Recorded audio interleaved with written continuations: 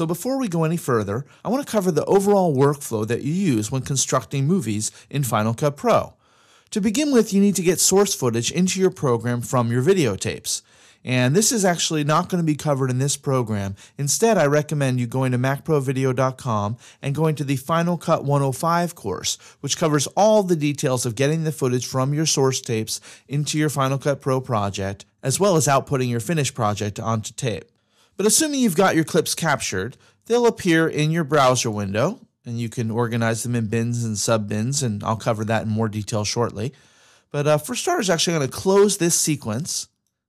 And I close the sequence by closing the canvas window, and you notice that both the timeline and the canvas close.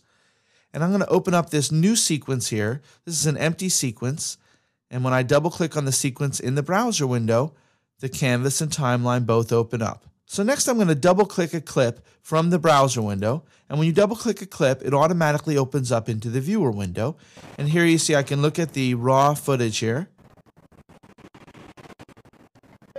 And if we play it from the beginning, you'll hear the director call action, and then the truck comes in a frame right about there, so I'll stop playback, and I'll find the frame, the first frame I want to use, maybe just before the truck enters, and set an in point.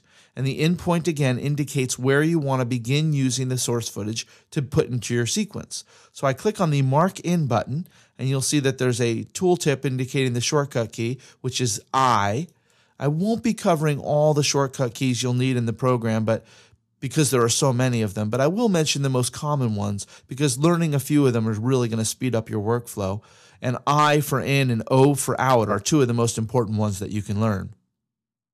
So now I'll play forward again until the truck clears the screen.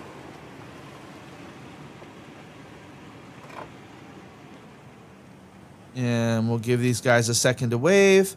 And we'll stop playback and set an out point there by clicking on the out button or pressing the O key. Now I've marked the area of this raw clip I want to use, and it's time to put it into the sequence. You can add a clip to a sequence in a variety of ways, but the simplest is just to drag it from the viewer into the canvas. And if I let go, you see now that clip appears in the canvas. And you see it, of course, down here in the timeline as well.